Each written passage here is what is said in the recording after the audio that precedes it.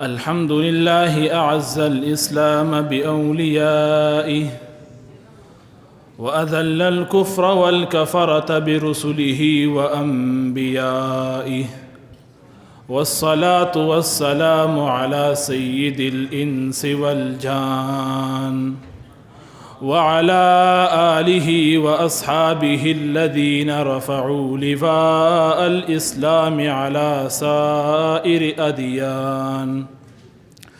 أما بعد، فأعوذ بالله من الشيطان الرجيم.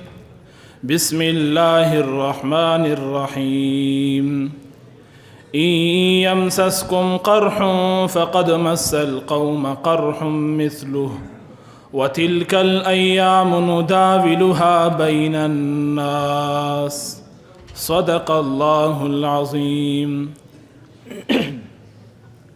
میرے واجب الاحترام، قابل صد احترام، معزز مکرم محترم اساتذہ کرام و طلباء عزام، آج کے اس عظیم الشان تقریری مقابلے میں یہ تیرے پر اسرار بندے کے حسین ترین موضوع کو اجاگر کرنے کی جسارت سخن کر رہا ہوں. موضوع اس قدر مطولات کا حامل ہے کہ جس کا احاطہ کرنے کے لیے عقل سلیم کے ساتھ ساتھ نظر عمیق و بصر غریق کی بھی اشد ضرورت ہے، اس لیے کہ پر اسرار بندوں کی خدمات کسی علاقے، کسی خطے، کسی شہر اور کسی ملک تک محدود نہیں، بلکہ جہاں کہیں اسلام کی شعائیں اور کرنیں نظر آئیں گی وہاں رب کریم کے پر اسرار بندے آفتاب و مہتاب، آب و تاب کے ساتھ منور و جگمگاتے نظر آئیں گے.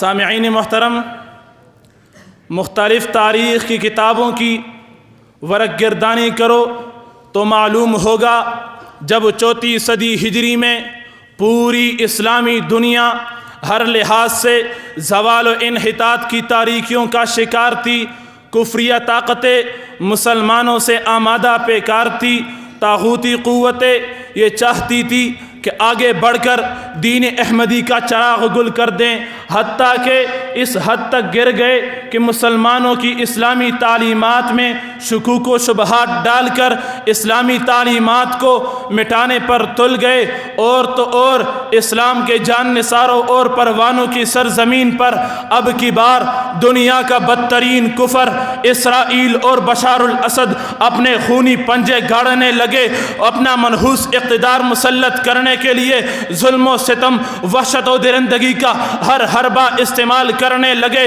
وہ اسرائیل اور بشار الاسد جو اللہ کے بھی دشمن ہے، انسانیت کے بھی دشمن ہے، انہوں نے آگ اور خون کا بازار گرم کر رکھا تھا، مسلمانوں کا خون بے دردی سے بہایا جا رہا تھا، حتیٰ کہ اتنی درندگی کی خونخوار بیڑیوں جیسا سلوک کرنے لگے. بستیوں کو ٹینک اور طیاروں کے ذریعے ملبوں کا ڈیر بنا رہے تھے. پاک دامن عورتوں کی عصمتیں ان کی رشتہ داروں کے سامنے لٹ رہی تھی. پاک دامن عورتوں کو ہیلی کاپٹروں کے ذریعے اٹھا کر ان سے جنسی ہراساں کرنے کے بعد کبھی ان کی لاشوں کو، کبھی ان کے کپڑوں کو نیچے پھینک کر ماں بہن بیٹیوں کو خون کے آنسو رلایا گیا. ان دردناک اور کربناک حالات میں قرآن کریم کا یہ خطاب پوری امت مسلمہ کو پکار رہا تھا. وَمَا لَكُمْ لَا تُقَاتِلُونَ فِي سَبِيلِ اللَّهِ وَالْمُسْتَضْعَفِينَ مِنَ الرِّجَالِ وَالنِّسَاءِ وَالْوِلْدَانِ الَّذِينَ يَقُولُونَ رَبَّنَا أَخْرِجْنَا مِنْ هَذِهِ الْقَرْيَةِ الظَّالِمِ أَهْلُهَا.